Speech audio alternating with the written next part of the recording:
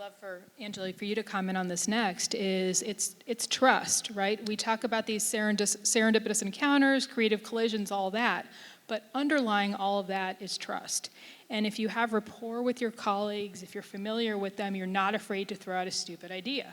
And you kind of can vibe off of each other with that, and like that's, I think, what leads to it. So could you talk a little bit about the role of trust in this? Sure. I am new to my position. I'm at Visit Philly. I'm their president and CEO.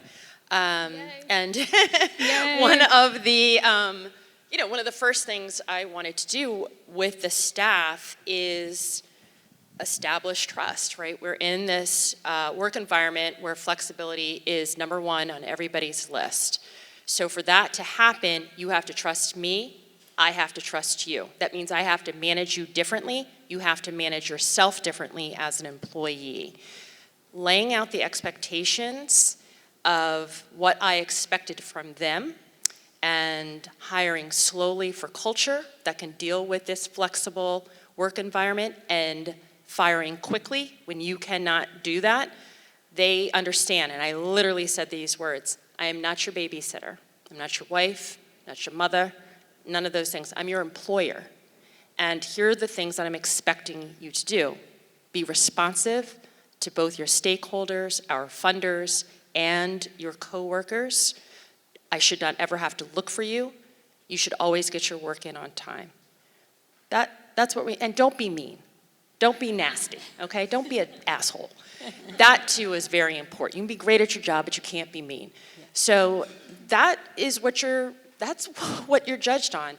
The values we put to our core values, first one is trust. It's the foundation for personal relationships and business relationships.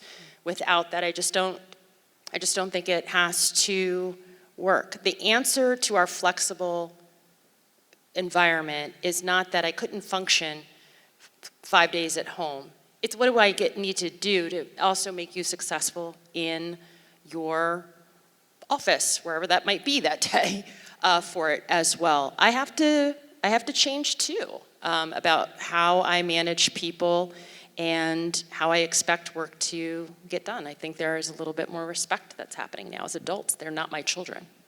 Yeah, no, I think that's great. And I think the old paradigm was presenteeism, I think is a phrase that I learned in researching this. The idea that, half of management was doing bed checks to make sure that people were in their offices.